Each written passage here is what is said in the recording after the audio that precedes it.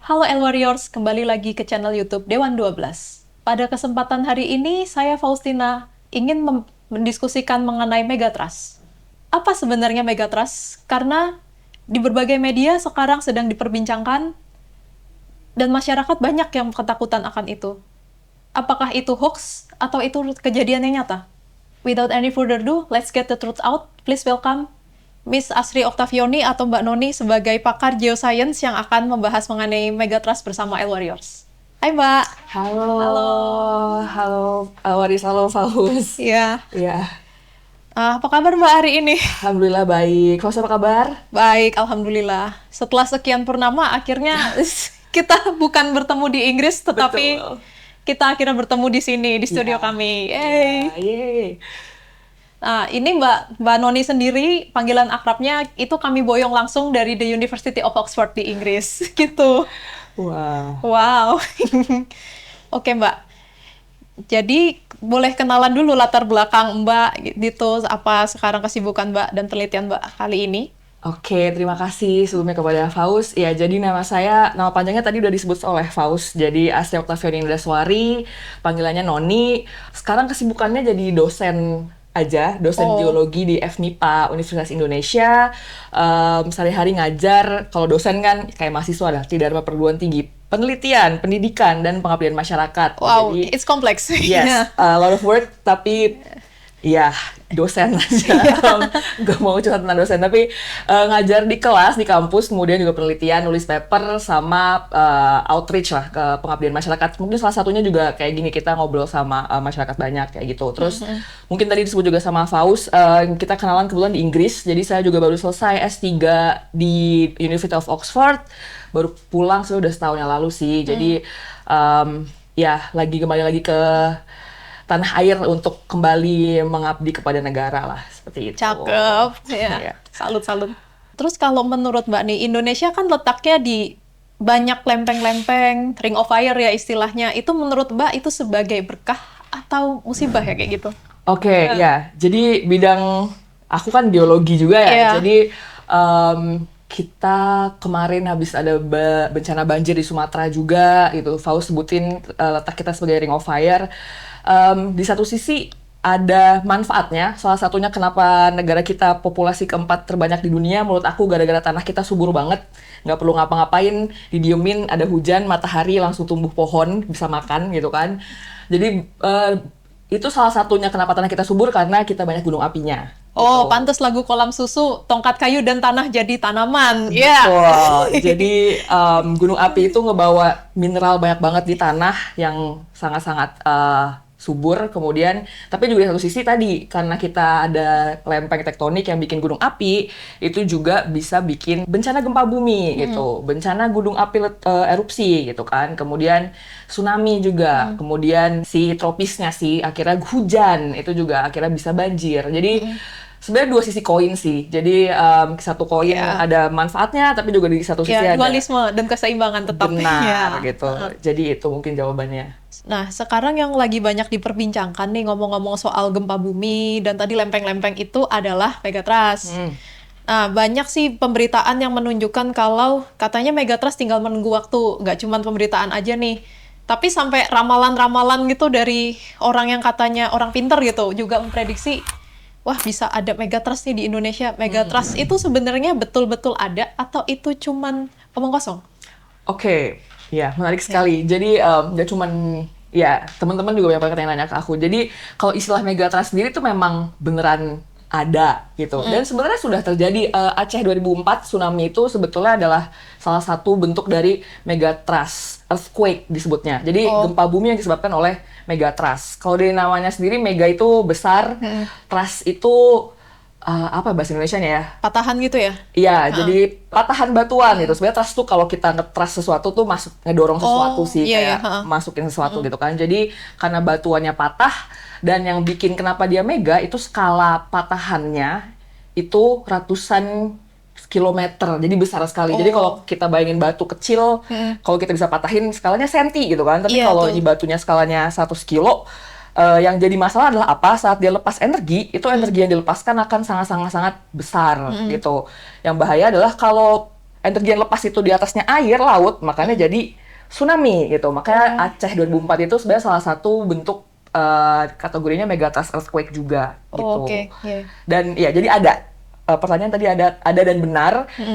Dan kalau misalkan dikhawatirkan tinggal nunggu aja gitu. Aku mau bilang emang iya tapi enggak, tapi lebih ke arah balik lagi. Tadi saat batu itu patah kan dia jadi sekarang jadi stabil lagi nih. Iya. Yang terjadi adalah apa? Karena di bawah itu lempeng sebenarnya gerak terus, dia bakalan balik lagi ke posisi awalnya. Saat dia balik ke posisi awalnya, dia akumulasi energi lagi. Kebayang nggak? Jadi 2004 kalau di Aceh ya 2004 sampai 2026 nih, 22 tahun dia iya. menstabilkan posisi, dia ngakumulasi energi lagi, sampai kapan dia bakal lepas lagi energinya. Nah, itu yang jadi pertanyaan sebetulnya. Apakah dalam waktu, apakah 2027 dia akan lepas energi, apakah 2008, apakah 2030 gitu kan. Jadi mungkin di situ tanda tanya besarnya, kapan dia akan lepas lagi energinya gitu. Dan apakah kita bisa tahu kapan?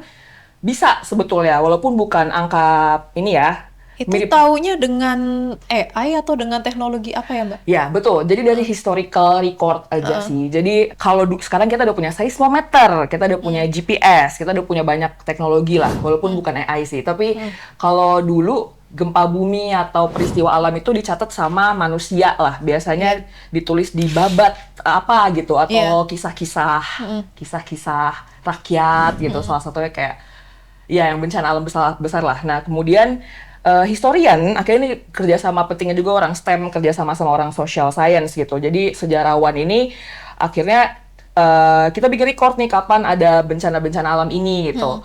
Nah ternyata alam ini juga menarik kayak manusia, kamu habis makan jam 8 pagi, kamu lapar lagi jam 12 siang gitu kan. Oh betul, ya. Jadi alam juga dia punya siklusnya nih, jadi tadi akumulasi energinya itu sebetulnya ada jaraknya lah, dia bisa akumulasi lagi, lepas lagi kapan. Nah itu kita punya namanya seismic gap. Jadi berapa ratus tahun sekali sih ada lepas energi gitu.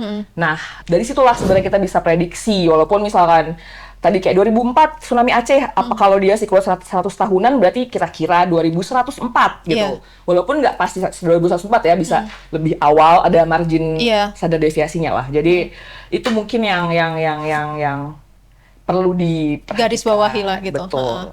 Gitu. Nah, terus sebenarnya antara gempa yang megatrust dengan gempa yang biasa, itu kan setahu aku tuh karena Indonesia daerah yang rawan gempa, setiap hari tuh akan tercatat tuh adanya gempa. Walaupun kecil ya, hanya 2-3 skala Richter yang tidak terasa oleh manusia. Itu ada perbedaan khusus nggak sih mengenai ya mungkin besar dan gelombangnya atau ciri-ciri sebelum terjadinya gitu?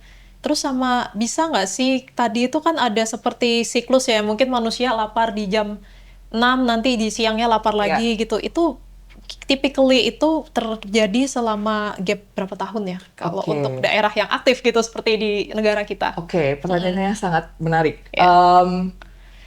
Bentar, tadi dari awal.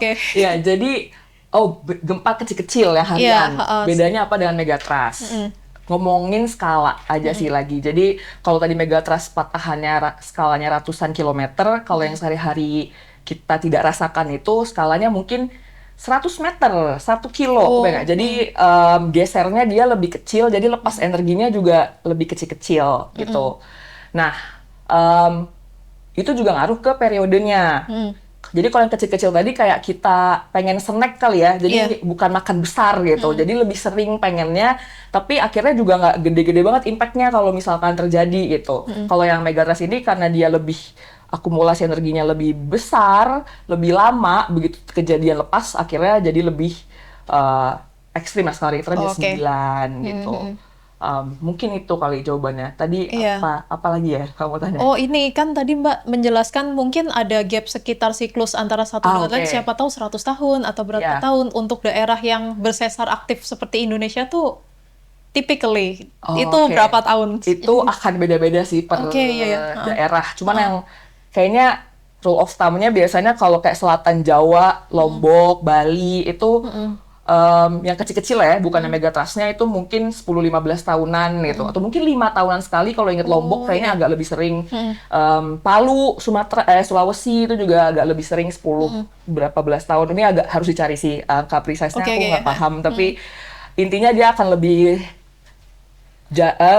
sering dibandingin tadi yang kayak skala 100 tahunan yang megatrust gitu. Ini berhubung ini nih Mbak, ini kan kita sudah kumpul nih pertanyaan nih banyak banget nih, udah kayak ujian sidang tesis nih Mbak dari teman-teman semua. Oke, sebenarnya seilmuwan itu bisa tahu nggak sih kalau misalkan selain dengan seismograf gitu, tahu sewaktu daerah itu, ini daerah ini rawan terjadi gempa nih, yang ini tidak gitu. Tahu. Gimana tuh? Dari sejarah ya tadi. Ya. Iya. Dari sebenarnya itu nanti hubungannya sama local wisdom juga sih. Jadi yang menarik kalau di earth science ya, di geologi sendiri sekarang arah penelitiannya juga kita mulai integrasiin tadi folklore, kisah-kisah rakyat, kemudian adat di suatu daerah gimana, karena ternyata mungkin kita hubunginnya mereka ceritanya kayak spiritual gitu ya. Kayak jangan ke daerah sana angker gitu. Tapi pas udah kita tahu belakangan dengan ada teknologi, ada alasannya loh kenapa daerah itu angker gitu. Ternyata memang bahaya mungkin secara misalnya di laut ya, kayak di Laut Selatan. Oh, harusnya Nyi Roro Kidul itu kan ya, bilangnya gitu. Nyi Roro Kidul gitu misalkan. Jadi kita udah mulai mengintegrasikan si tadi lah social atau local wisdom dari apa sih bahasa Indonesianya?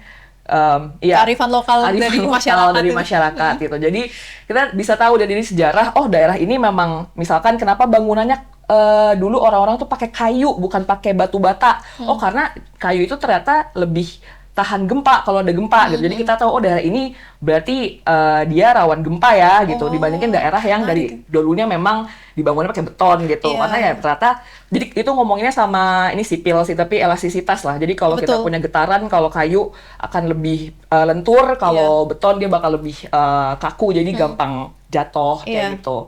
Jadi dari sejarah-sejarah rakyat, terus sejarah tertulis, kemudian ya seismometer unfortunately punyanya Inggris, punyanya Belanda. Dari dulu kita udah punya alat juga. Jadi kita tahu daerah yang memang dari dulu sejarahnya suka banyak gempa sama daerah yang relatif stabil gitu. Taunya dari situ sih. Oke. Ini aku akan tambahkan sedikit yang dibilang sama Mbaknya tadi tuh juga dipelajarin di dalam ilmu science communication, di mana sebenarnya yang benar itu adalah harus menggabungkan nih antara ilmu sains yang terapan ini dengan local wisdom agar bisa pas itu dengan keadaan masyarakat tersebut. Nah, ini aku juga punya fakta menarik sih, Mbak. Kalau di Pulau Simelu yang di Aceh itu, katanya sih pas tsunami 2004 itu relatif sedikit korbannya karena mereka menerapkan kearifan lokal yang namanya smong. Smong. Iya, itu Mbak. Itu mereka kayak ada dongeng gitu. Terus habis itu ada antisipasi bencana dengan cara ini. Dan itu diintegrasikan dalam lagu. Makanya mereka tahu saat yang namanya laut turun itu fungsi gitu. Ya kan? Iya tuh menarik banget sih tuh. Terus belum aturan-aturan masyarakat adat kayak di Baduy atau di Kampung Naga Jawa Barat itu dilarang menggunakan paku karena untuk menurunkan si shear stress dari material itu, jadi nggak lepas-lepas. Wah, ya ternyata menarik ya, di Indonesia ilmu supranatural spiritual udah bisa diintegrasikan dengan sains itu. Iya. Nah jadi itu sih mengenai smong tadi yang ada di Aceh, terus rumah adat masyarakat di Sumatera Barat, masyarakat di kampung adat di Jawa Barat. Tidak hanya di Indonesia sebenarnya, termasuk di Yunani kuno. Sudah dicatat dari sekitar tahun 300 sebelum Masehi tentang gempa itu sebenarnya apa? Walaupun mereka bilang itu adalah amarah dari Dewa Poseidon, ternyata ini semua tidak hanya mengenai mistis saja tanpa ada alasan yang jelas. Setelah diinterpretasikan di masa modern ini, kearifan lokal yang kelihatannya kuno atau mistis yang dianggap tidak masuk akal, rupanya masuk secara logika, apalagi dipadukan dengan sains. Sehingga penanganan bencana bisa lebih efektif nih kalau menggabungkan antara kearifan lokal dengan ilmu terapan. Seperti itu. Di dalam gempa kan sering tuh Mbak ada istilah yang namanya hypocenter atau epicenter yang pusat gempa. Nah itu sebenarnya bedanya apa? Terus taunya pusat gempa itu yang memicu tsunami sama enggak itu kayak apa ya? Apakah yang di laut doang yang bisa memicu tsunami gitu atau ada yang lain? Oke, ya. Jadi kalau hypocenter sama epicenter tuh istilah teknis sih sebetulnya. Jadi kalau hypocenter itu titik tadi lepas energinya pas di bawah bumi. Epicenter tuh proyeksi titik ini ke atas di permukaan. Gitu. Itu iya. Ya itu sebenarnya kenapa penting, karena nanti kalau misalkan gempanya dangkal, maka nanti ada kategorinya gempa dangkal, gempa menengah, gempa dalam gitu. Karena semakin dalam gempa, energi yang dilepas itu batu itu dia punya kekuatan meredam energi gitu. Jadi kalau semakin dalam, orang-orang yang tinggal, kan kita tinggal di atas ini ya, Iya. orang yang tinggal di atas nggak akan ngerasain tuh tadi yang 2-3 skala Richter gitu. Tapi kalau gempanya sebenarnya kecil nih 2-3 skala Richter, tapi deket banget sama permukaan, jadi begitu dia ngelepas langsung kena di atas gitu kan. Oh Jadi iya, make sense. ya, jadi ini hypocenter, ini proyeksi ke atasnya epicenter gitu. Makanya kalau baca tweetnya BMKG atau SMS atau pesan ini lah. Iya, biasanya kan ada di WhatsApp juga tuh. Betul, WhatsApp. Gempanya di sini epicenternya, kedalamannya sekian kilometer, berbahaya atau enggak, harus mengungsi atau enggak. Nah, itu Iya. dari situ decision makingnya diambil. Artinya gimana sih kedalaman itu versus ya deket sini sebenarnya banyak Permukiman atau apa enggak. Karena nanti ada lagi istilahnya yang beda, hazard sama disaster gitu. Apa ya bahasa Indonesianya? Bahaya sama bencana gitu. Jadi Iya. sebenarnya kayak gempa, kalau terjadinya di tempat yang nggak ada manusia ya nggak apa-apa Ya, gitu kan. itu cuma bahaya doang sih. Betul. Sama sih berarti Mbak sama ilmu. Aku engineer, safety engineer nih. Iya. Ada yang namanya itu udah jadi catastrophe atau si disaster, ada yang ini masih hazard doang. Ya, Itu sama persis benar, ya. Jadi gitu. Iya. Di situ di decision makingnya. Nah, terus kalau tsunami biasa terjadi itu harus di atasnya ada airnya. Jadi emang harus di laut epicenternya. Cuman apakah setiap gempa yang ada di laut itu menghasilkan tsunami? Balik lagi belum tentu. Kalau dia hipocenternya jauh, energinya pas nyampe atas nih air ya, nggak akan terlalu hentak airnya. Jadi dia nggak akan jadi gelombang gede. Tapi kalau dia dangkal, pas dia nggak hentak, airnya di atas bakal ikut bergelombang, jadi gelombang besar gitu. Jadi ada hubungannya juga sama banyak sih faktornya, bahkan kedalaman airnya bakal ngaruh juga, karena ternyata gelombang pas dia nyampe di air juga airnya bakal ngeredam gelombangnya juga gitu. Oke. Jadi itu, tapi jawabannya ya buat terjadi tsunami gempanya harus di Harus atas di air. air. Oke, Iya. oke. Nah, terus kan aku juga kemarin baca nih, kalau di Aceh setelah banjir ternyata ada gempa sampai 11 kali nih gempa susulan. Nah, sebenarnya setiap gempa tuh pasti akan terjadi gempa susulan atau enggak? Terus gempa susulan paling banyak itu terjadi berapa kali gitu setelah gempanya? Oke, Iya. menarik. Jadi apakah semua gempa besar akan ada gempa susulan? Tidak selalu, tapi biasanya iya. Kenapa? Itu mirip banget kalau kita habis ngegeser, ya tadi dah, dia ngelepas energi. Kan kalau apalagi kalau energinya besar ya, jadi batuan di sekitarnya tuh juga terhentak dong gitu. Oh, ada beresonansi gitu ya, ikut bergetar ikut juga. bergetar. Nah, akhirnya mereka kalau dia ikut geser harus kayak ngebalikin lagi posisi buat stabil. Nah, gempa susulan itu apa? Adalah gempa yang terjadi pas si batu yang teman-temannya ini berusaha buat ngerapiin lagi diri mereka yang tadi kena energi lepas tadi itu gitu. Jadi kalau ini dipengaruhi sama batunya juga, dipengaruhi sama besar energinya juga. Jadi kalau misalkan ada gempa besar, terus batu-batu di sekitarnya memang harus ngestabilkan diri lagi dengan banyak, akhirnya gempa susulan jadi banyak gitu. Bisa ratusan ribuan bahkan. Per hari atau per apa tuh? Nggak per hari sih, setelah gempanya. Artinya itu bisa terjadinya besoknya, 2 hari lagi, 2 bulan lagi, setahun lagi, itu juga masih bisa. Jadi artinya gempanya masih ada hubungannya sama gempa besar tadi gitu. Tapi misalkan gempa besar terus tapi ternyata batu di sekitarnya nggak keganggu, ya udah nggak ada gempa susulan. Oh iya ya. Ya. Dan gempa susulan biasanya lebih besar atau lebih kecil atau sama aja skalanya? Pertanyaan bagus. Harusnya sih kalau tadi yang ini gede banget ya, Iya. terus saat dia ngebalikin lagi kestabilannya kecil-kecil, biasanya lebih kecil, yang lebih sering lebih kecil. Tapi ada kasus di mana somehow dia itu ngebikin nggak stabil banyak batu di sekitarnya, dan akhirnya susulannya bisa lebih gede daripada yang ini. Oh, iya. Gitu. Jadi sebenarnya lebih ke arah alam mau ngebalikin dirinya aja ke kesetimbangan yang harus emang kayak gitu. Menarik nih. Gempa ternyata cara alam untuk memperbaiki keseimbangannya gitu. Betul.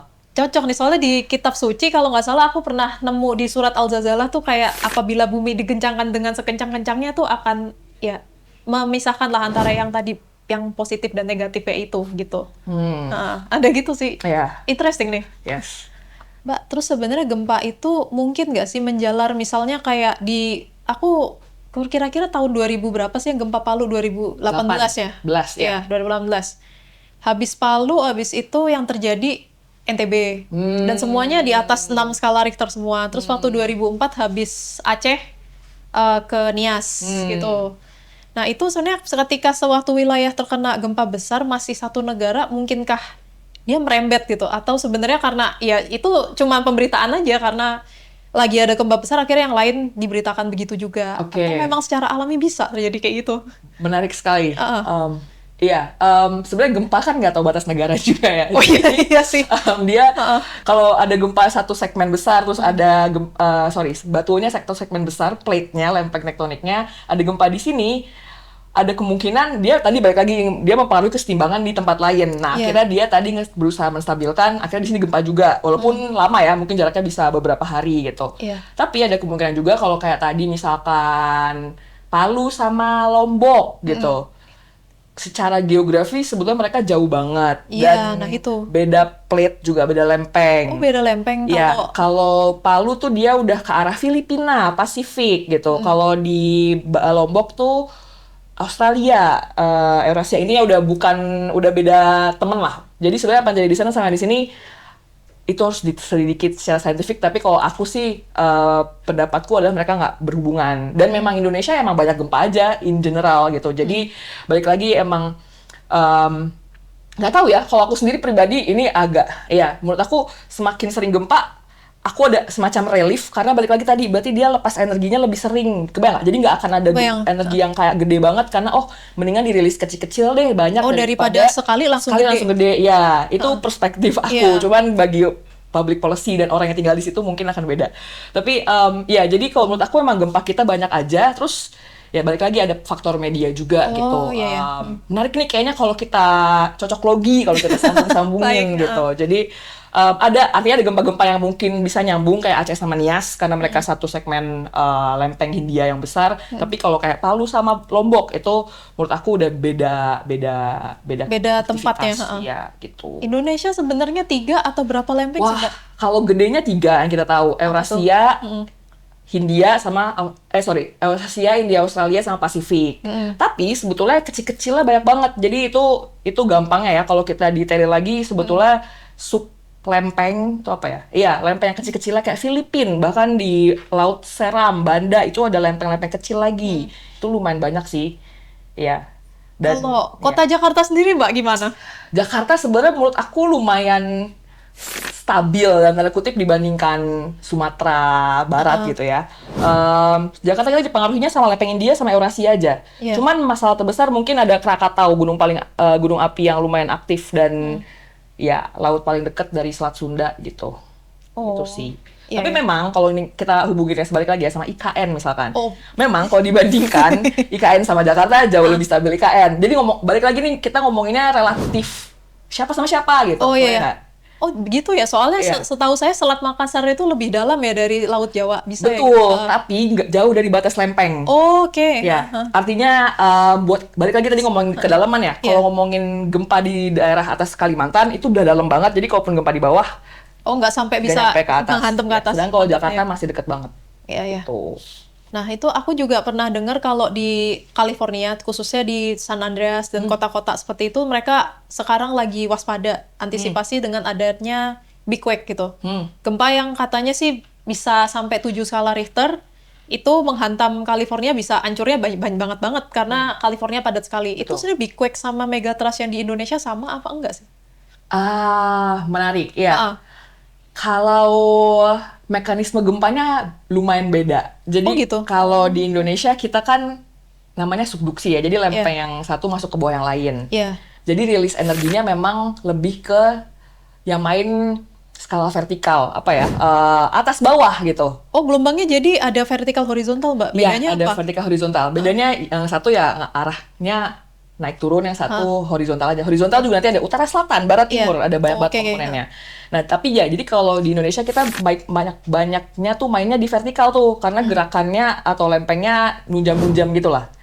Nah, kalau di San Andreas dia tuh lempengnya Geser-geser gitu. geser gitu. Jadi yang bakal main lebih ke horizontal. Nah, ya mungkin itu mekanisme terjadi gempanya ya. Ya. Cuman efeknya apakah bakal beda atau sama, tentu aja bakal beda juga. Karena tadi kalau dibayangin, kalau kita didorong dari bawah ke atas, kalau ada bangunan di atasnya bakal lebih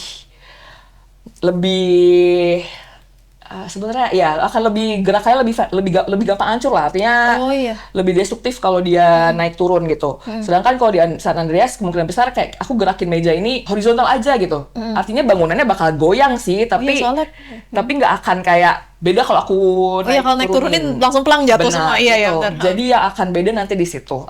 Hasilnya, kebangunannya juga akan beda. Mungkin cara mitigasinya mungkin aku nggak tahu ya, bangunan tahan gempanya akan beda secara konstruksi mungkin dengan yang di Indonesia gitu. Di Oh, iya. Andreas. Kalau untuk Jepang sama Turki gitu, itu sama yang di Indonesia? Jepang sama kayak Indonesia, Turki juga sama kayak Indonesia. Oh, iya. Iya, gitu. Kayak di San Andreas doang deh yang emang dia geraknya horizontal. Ya.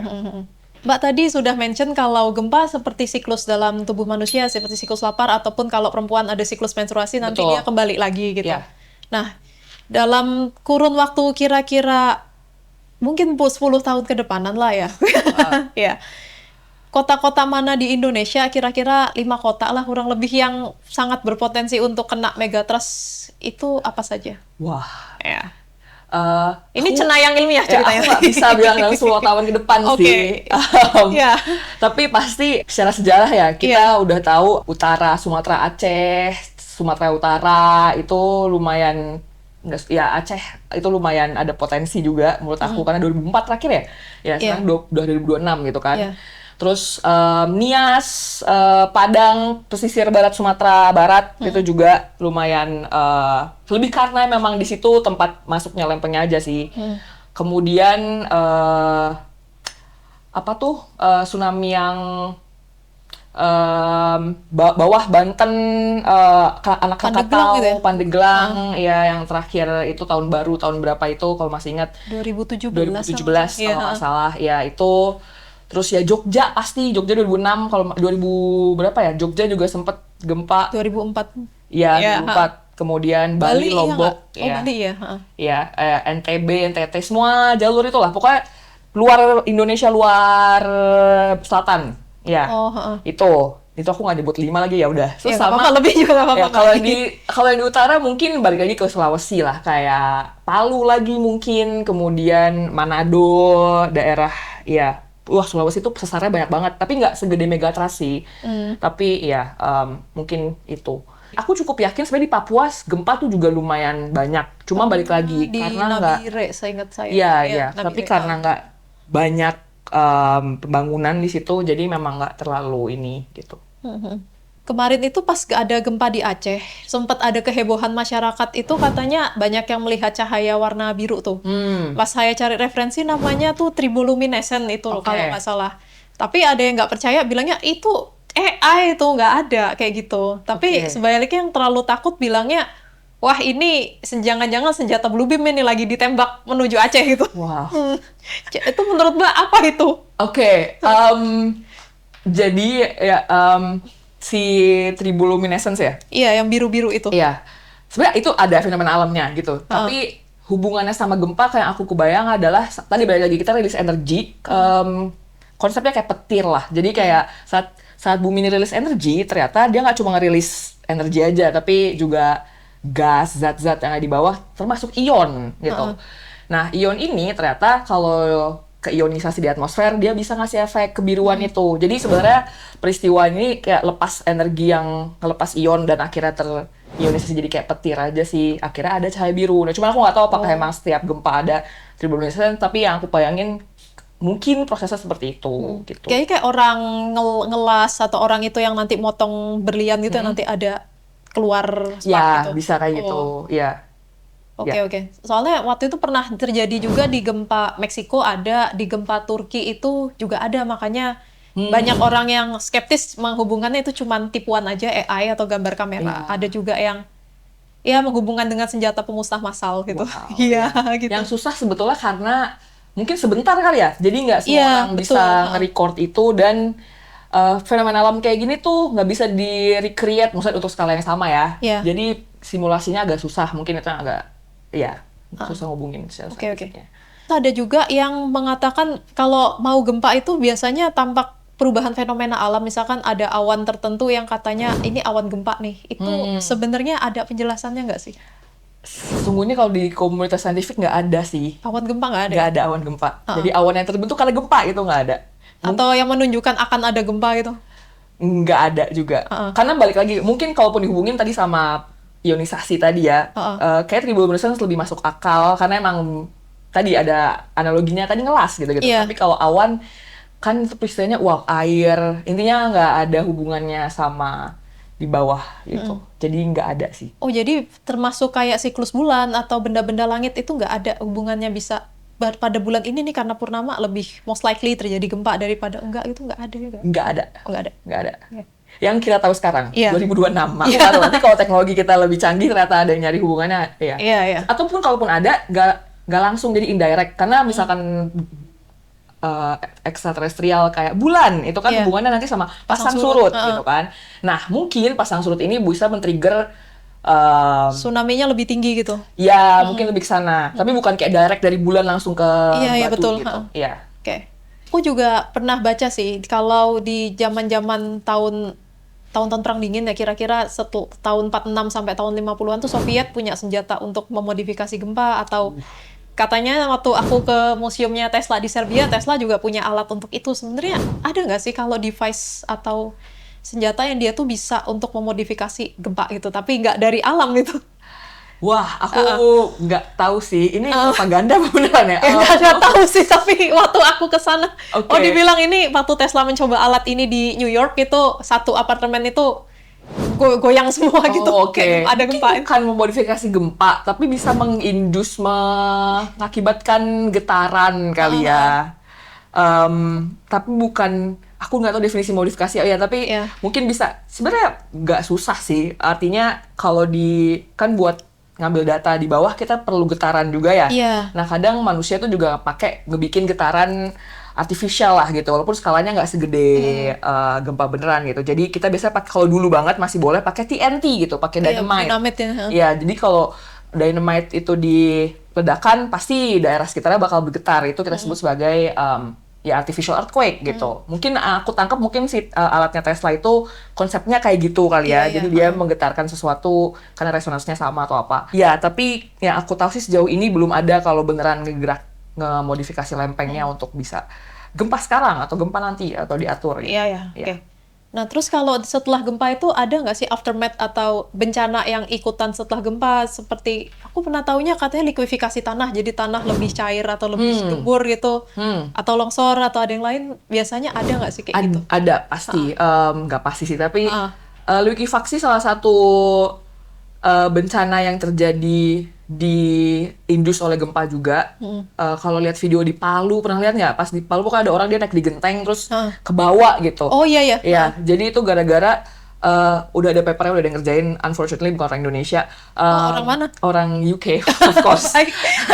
Lagi-lagi Inggris. Ya, jadi ternyata daerah itu ternyata tempat irigasi tuh. Jadi tanahnya itu lembek dan basah gitu. Jadi saat tanah itu lembek dan basah dan dikasih goncangan, ternyata tanah itu mulai berperilaku seperti air gitu. Nah, itu yang disebut makanya namanya likuifaksi karena dia liquid like gitu. Nah, jadi jadi karena ada gempa akhirnya tanahnya berperilaku seperti air, akhirnya dia bisa dan kebetulan ada slope-nya juga. Jadi akhirnya dia nurunin lereng gitu. Akhirnya Oh ya, jadi runtuh gitu. gitu. Jadi kayak banjir, kayak gitulah. Tanahnya jalan gitu. Itu likuifaksi salah satunya. Tsunami sebenarnya bukan after effect sih, tapi diindus oleh gempa juga gitu. Iya. Longsor itu masuk akal menurut aku kalau kita punya benda yang nggak stabil, kayak kamu naruh apa di atas rak lah. Terus kalau digoyang pasti bakal jatuh gitu. Jadi biasanya itu sih yang paling berbahaya, misalkan gempanya bisa bikin bendungan jebol. Nah itu akhirnya efeknya nanti jadi banjir, kebayang nggak? Akhirnya jadi kebayang. kemana-mana gitu. Jadi atau nggak harus bendungan inilah, bendungan alam. Jadi kalau kamu tahu kayak di sungai mana ada pohon jatuh gitu kan, terus akhirnya pohon ini mungkin secara alami dia membendung air gitu. Jadi nggak terlalu. Tapi begitu ada gempa atau gara-gara ya gempa dia mungkin jadi longsor atau kebuka. Nah, akhirnya airnya bahnya jadi datang ke bawah. Jadi kasus-kasus kayak gitu banyak banget. Paling sering sebenarnya kebakaran. Maksudnya di perkotaan ya. Ya itu Ya karena kan ada arus listrik yang banyak putus nanti konslet gitu, jadi kebakar. Iya, itu sih. Jadi beda-beda lah, tergantung kita lagi di mana, itu efek dari gempa buminya banyak banget. Yang aku tahu udah ngedetailin semua kayak gitu di Jepang, itu mereka udah sampai kota ini kalau ada gempa sekian itu nanti bakal ada apa aja runtutannya, jadi mitigasinya kayak apa, itu udah tahu. Iya, ya. Ya, itu harus ada yang kerjain sih. Iya bener sih.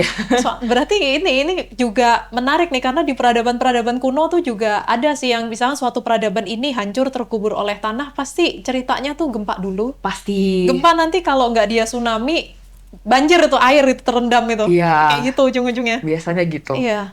Benar. Sampai sekarang ternyata masih sama. Masih sama. Terus Iya. apakah manusia belajar? Kadang-kadang Hopefully. kadang-kadang iya, kadang-kadang enggak. Iya.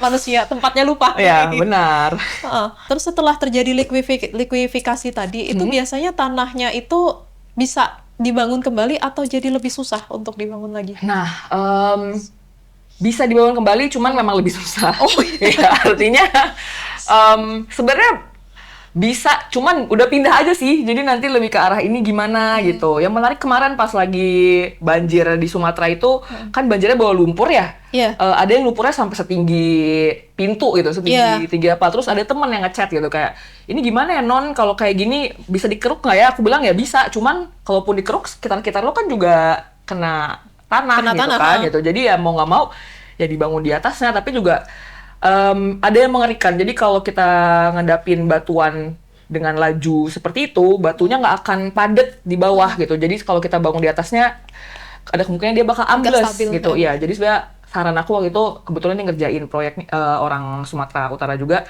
Aku rekomendasiin ke pemerintah daerahnya relokasi aja, bikin pemukiman di tempat baru gitu. Iya, iya. Unfortunately harus kayak gitu karena memang susah banget. Artinya bisa dibangun, cuman mahal dan resikonya tinggi. Jadi lebih baik kita cari tempat yang emang lebih aman lah gitu. Betul. Iya. Nah, terus kalau sinkhole itu juga karena gempa atau biasanya apa? Bagus pertanyaannya. Sinkhole itu bisa dipicu oleh gempa juga, ya. Artinya dia secara alami bisa terjadi, tapi dengan ada gempa dia jadi lebih cepat. Ya, kemarin sih di Sumatera Barat baru ada tuh yang di itu. Iya, banyak banget, beneran. Ada videonya aku lihat juga. Iya. Tapi itu bukan penanda, wah berarti di lingkungan itu akan terjadi gempa sebentar lagi gitu? Atau Bukan. Sebenarnya itu penanda bahwa berarti lingkungannya, batunya banyak, artinya nggak kokoh gitu. Oh, Sebenarnya iya. di satu sisi jadi penanda juga kayak ya si gempa ini ngasih tahu bahwa tempat ini banyak banget tuh potensinya longsor, amblesnya gitu, dan oleh gempa ini dimunculin gitu. Oke. Kebetulan tapi waktu itu di perkebunan kan ya, nggak ada korban jiwanya. Nggak ada sih, Oh, ya, oke. nggak ada. Iya. Heeh. Kalau climate change sendiri tuh ada bisa pengaruh nggak sih sama terjadinya gempa bisa lebih banyak atau lebih besar gitu? Menarik. Kalau secara langsung enggak, tapi balik lagi ngomonginnya secara tidak langsung. Climate change itu kan ngairin es ya. Iya. Jadi es itu sebenarnya juga punya fungsi tuh. Dia fungsinya ngasih beban buat batu di bawahnya. Saat esnya mencair, batu yang awalnya dia kelok lah, artinya Terkunci jadi lebih stabil lah gitu. Iya, saat esnya dipencair, nggak ada lagi nih yang ngeberatin dia gitu. Artinya kalau dia gempa atau kalau dia patah jadi lebih gampang keluar energinya, lebih gampang rilisnya sebenarnya itu. Jadi ubah kestabilan batuan gitu. Nah, kalau di tempat tropis juga sama ya, Mbak, berarti? Tempat tropis mungkin hubungannya sama intrusi air laut, karena air lautnya naik mungkin gitu. Air lautnya masuk ke batunya lebih dalam dari seharusnya gitu. Intinya ngubah, kalau climate change aku bayangnya lebih ke ngubah ke air aja sih. Airnya bakal berubah, siklus tatanannya, batunya juga harus berubah ngikutin airnya. Nah itu efeknya mungkin ke sana. Kalau secara buat gempanya langsung nggak ada sih. Oh, siklus air ya, berarti kalau arus laut yang kayak La Nina, El Nino di laut itu bisa ya ngaruh? Secara tidak langsungnya mungkin bisa, ya. Sebenarnya ini hubungan juga menarik banget. Jadi batu kalau kering sama basah dia juga perilaku dia kena gelombang bakal beda. Nah, iya, aku nggak tahu sih ya apakah jadi lebih meredam energi atau enggak, tapi aku cukup yakin ada hubungannya ke sana. Iya. Itu. Menarik kan? Iya. Mbak, gempa itu sebenarnya ultrasonik apa infrasonik sih sebenarnya? Sebenarnya gempa itu kayaknya aku nggak tahu definisinya ultrasonik sama infrasonik itu apa? Ya, infrasonik yang di bawah 20 Hz itu frekuensinya. Aku nggak tahu. Oke, soalnya ya baik-baik.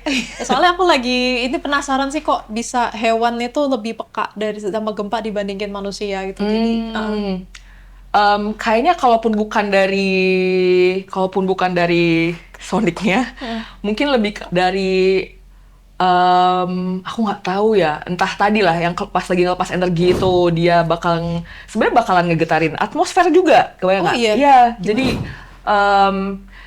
apalagi kalau tsunami ya, maksudnya dia bisa ada kemungkinan udaranya juga jadi ada mungkin dentuman atau apa, aku nggak ngerti yang kita nggak bisa denger. Terus Waktu itu aku lupa daerah Jawa Barat itu ada katanya dentuman di langit gitu kayak. iya, kemungkinan mungkin ada itu, kemudian suhu atau tadilah cahaya atau apa. Menurut aku mereka lebih sensitif aja terhadap perubahan ini sih, ya. Perubahan atmosfer berarti ya? Iya, perubahan atmosfer gitu. Oke. Nah, terus kalau megatrust itu beneran kejadian ini amit-amit Mbak di selatan Jawa contohnya, itu nanti dampaknya tuh bisa sampai yang dihebohkan di sosmed nggak sih? Katanya Pulau Jawa bisa terbelah gitu. Oh wow, iya. Sebetulnya balik lagi megatrust kan peristiwanya sebenarnya sebentar banget ya. Kalau gempa paling berapa lama sih? 2 menit, 3 menit gitu ya. Iya. 5 menit udah lama banget. Jadi kalau sampai ngebelah Pulau Jawa itu unlikely, sebenarnya nggak akan gitu. Atau Pulau Jawa tenggelam itu juga hampir nggak mungkin. Kenapa? Karena buat Pulau Jawa tenggelam antara air lautnya harus lebih naik atau kitanya turun ke bawah, yang adalah saat ada getar lepas energi sebenarnya nggak bisa gitu. Cuman menurut aku nggak tahu ya ini bagus apa nggak ya. Jadi di satu sisi menurut aku rame-rame megatrust ini penting karena kita perlu sadar setiap hari ini, yang aku rasa orang Indonesia belum menanamkan ya. Kita tuh hidupnya di zona bencana anyway gitu, kebayang nggak? Jadi mau nggak mau Kebayang. emang pasti akan terjadi. Iya. Tapi apakah kemudian kita jadi takut itu perlu menurut aku. Tapi takutnya ini harus produktif, artinya takutnya ini harus berubah menjadi sesuatu yang kita aware, berarti gue harus tahu kalau terjadi gue harus ngapain, di rumah udah tahu harus ngapain, kemudian PR pemerintah sih kayak berarti SAR-nya harus udah ready atau PLN atau kebayang nggak mas aku? Kebayang. Jadi akan ada SOP kalau ada gempa kita harus ngapain tadi kayak Jepang lah.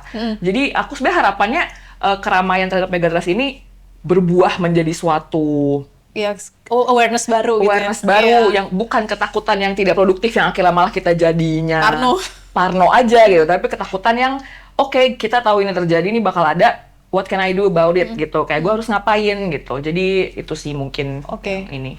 Nah, padahal pemerintah Konoha sendiri kan baru aja memangkas anggaran Iya.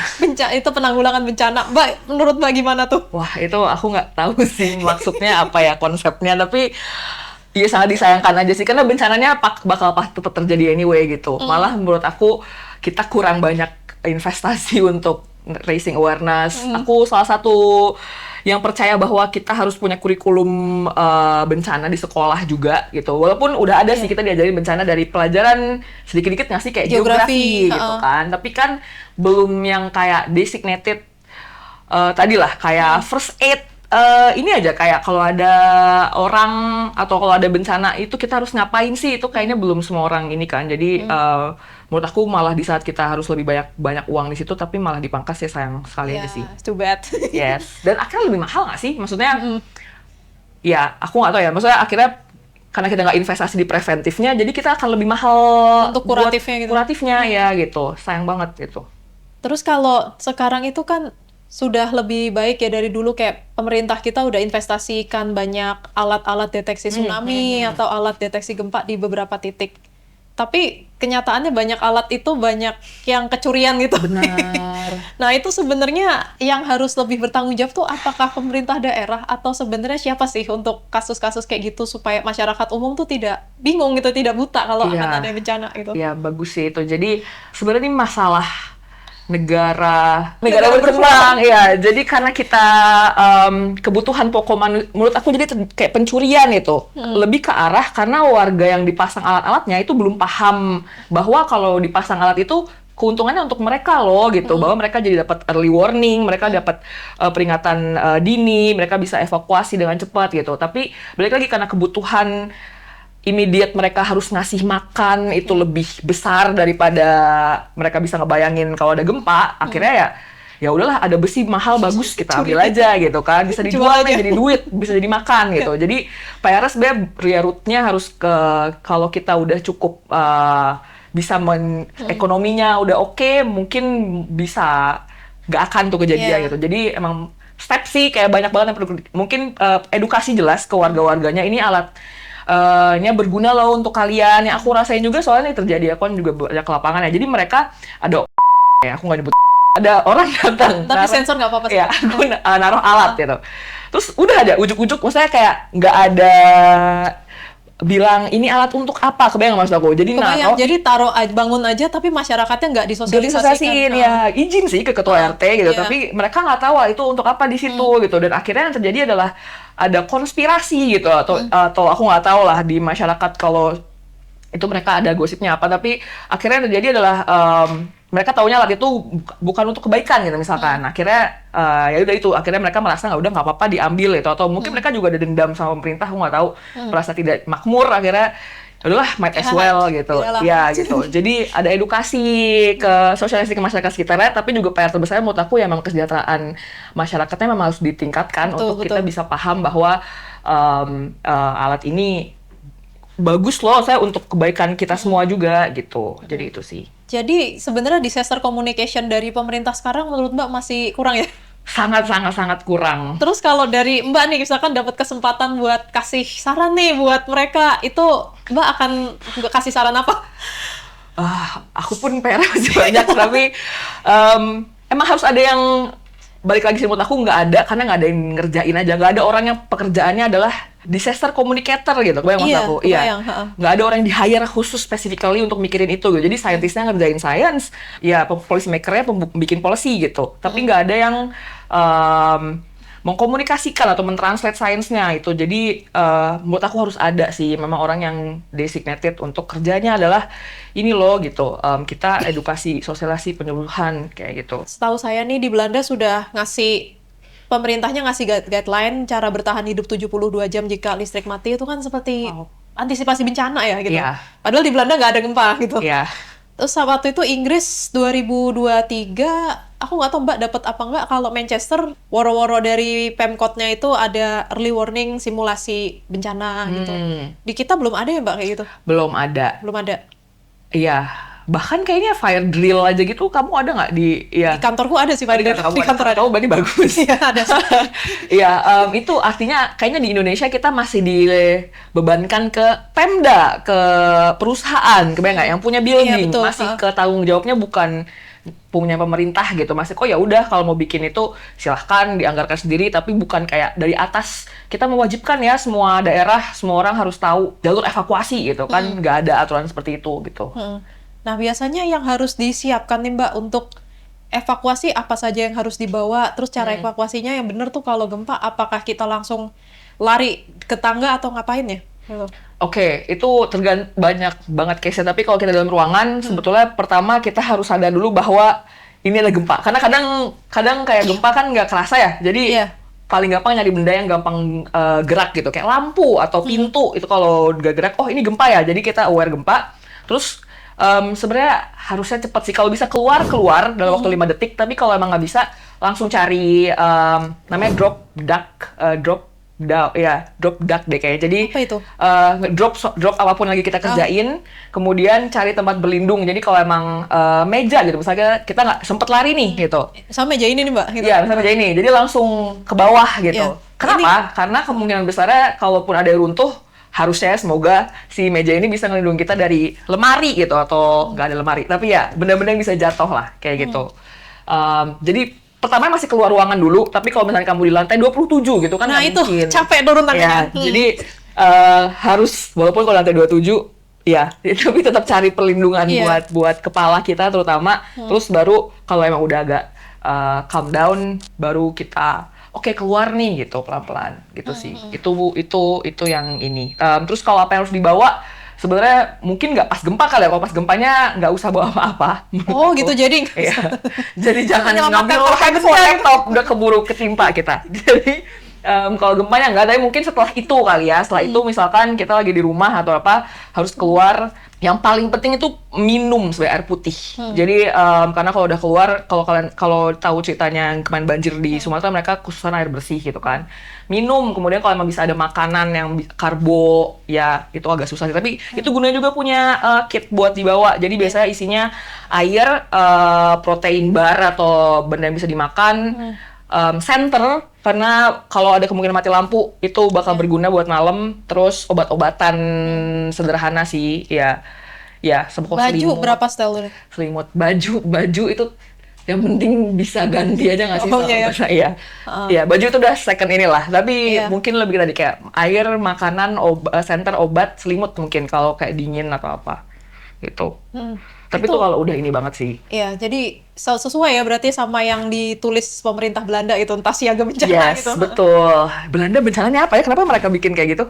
Aku kurang tahu sih selain badai salju itu apa Iya. sebenarnya. Ya, tapi itu balik lagi tuh behavior orang saat kamu udah makmur banget, jadi kita bisa ngasih space buat mikirin itu gitu kan. Kalau menurut aku balik lagi kita level prioritasnya masih di makan aja orang belum bisa makan 3 kali sehari. Kebayang nggak Iya, maksudnya? kebayang. Jadi Makanya ada programnya kan? iya. Iya. Wow. Aduh.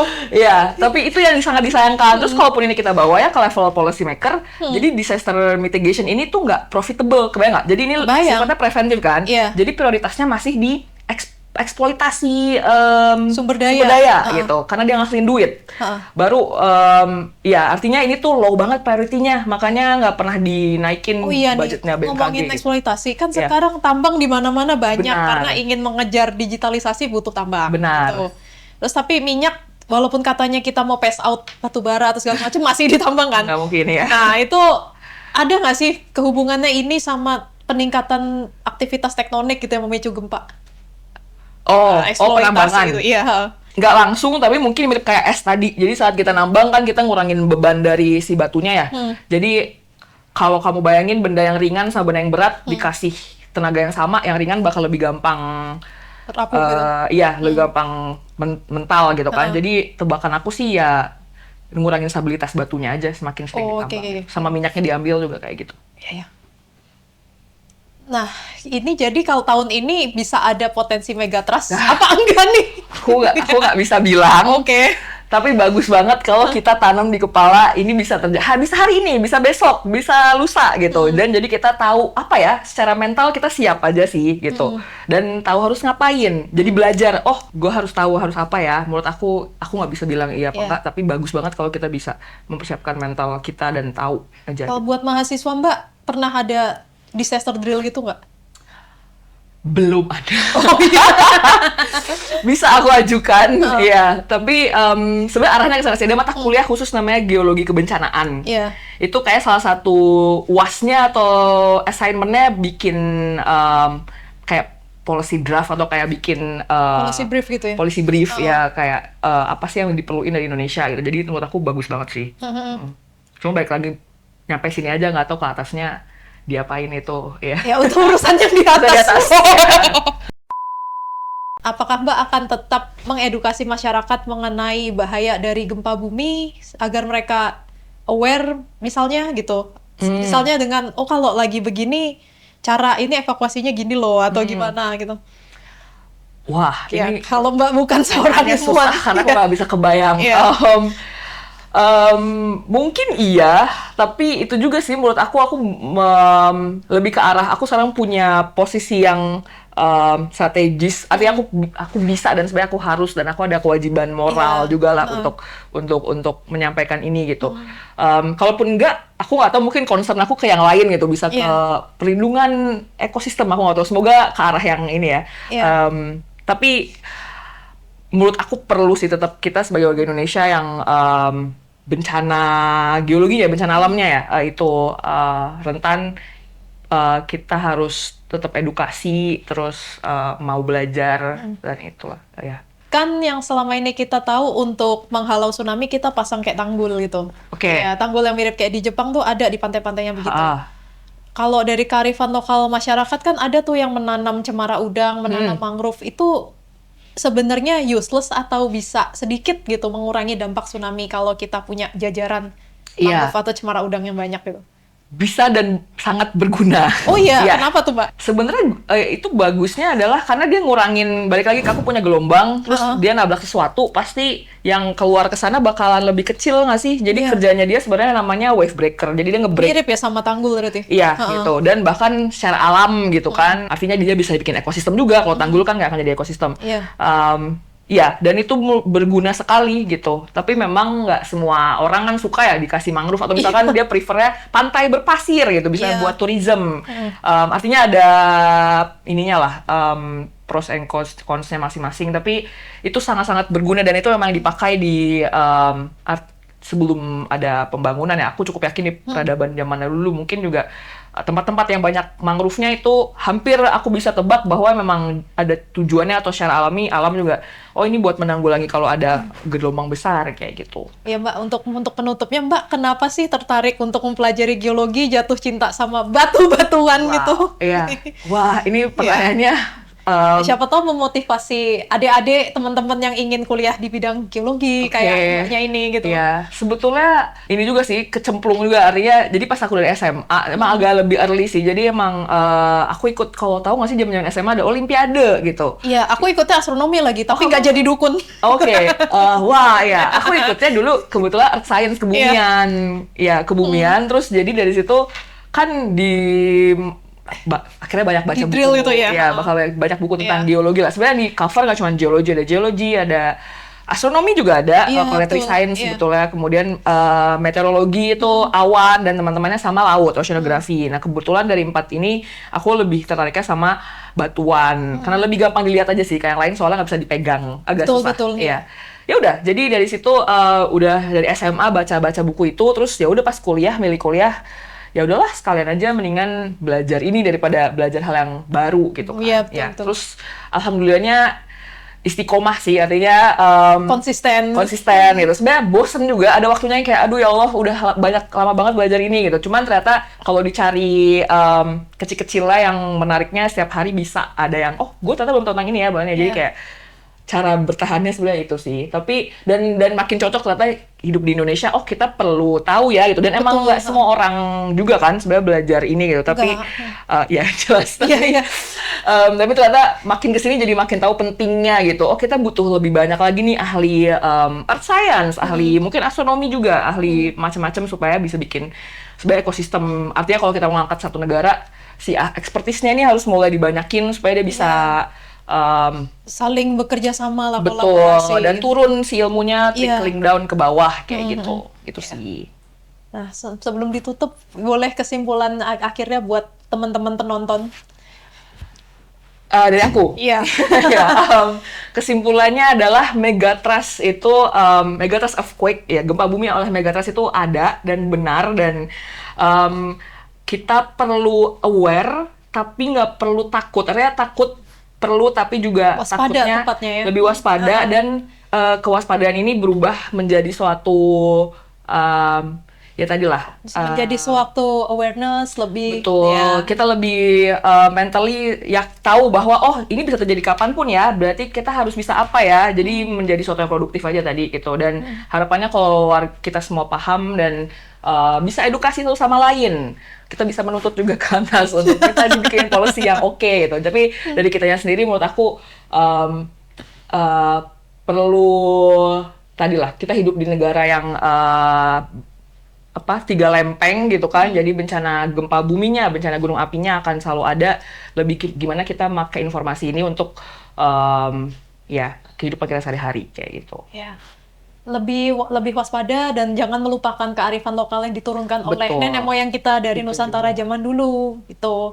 Ya, ikuti terus konten kita, jangan lupa untuk like, komen, dan subscribe, dan juga nyalakan belnya supaya dapat konten-konten terbaru dari kami secara update. Jangan lupa juga untuk berdonasi di rekening ini, berbagi kebaikan bagi saudara-saudara kita di luar sana. Dan kalau ada yang mau ingin berkontribusi bagi pengembangan penelitian kita, boleh ke rekening yang ini. Ya, jadi guys, tidak perlu takut berlebihan. Memang kita hidup di negara yang rawan dengan gempa. Ada baiknya kita tetap waspada, stay aware, stay alert. Sampai jumpa di konten-konten kita selanjutnya. Au revoir.